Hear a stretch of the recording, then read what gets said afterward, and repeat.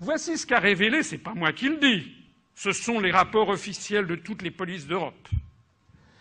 Nous avons à gauche les personnes suspectées des attaques terroristes. Il s'agit des suspects de toutes les attaques terroristes à travers toute l'Union européenne sur les 5 années 2006-2010 en fonction des incriminations.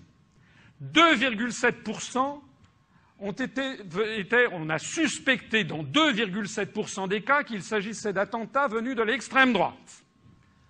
Dans 7,8% des cas qu'il s'agissait d'attentats venus de l'extrême gauche.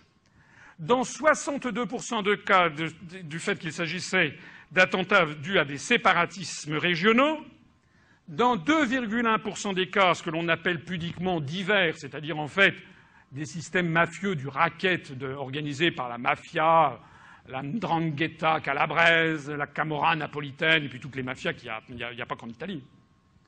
Et 25,4% qui étaient des actes dont on suspectait les islamistes.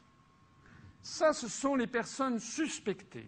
Et ce qui est intéressant, c'est de comparer ceci aux résultats des recherches et des enquêtes menées à bien. Et voilà ce que ça donne. L'origine réelle des attaques terroristes, extrême droite était soupçonnée dans 2,7% des cas, 0% des cas. L'extrême gauche, 7,8%, 9,2%. Les séparatismes régionaux, 62%, 85,1%. Les divers et mafias, 2,1, 4,6%. Les islamistes, 1 cas sur 4, 25,4%, 0,4%. Et en France,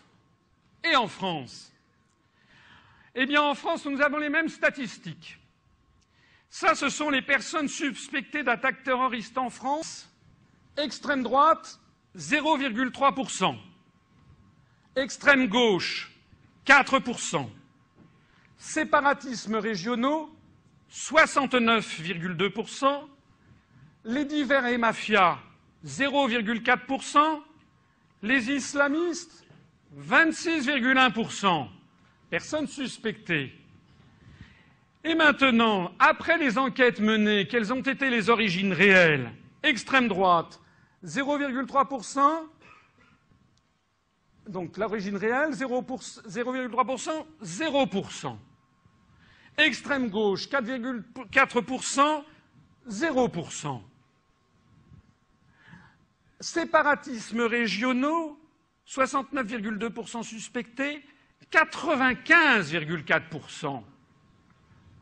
Divers, 0,4%, 4,6%. Islamistes, 26,1%, 0%.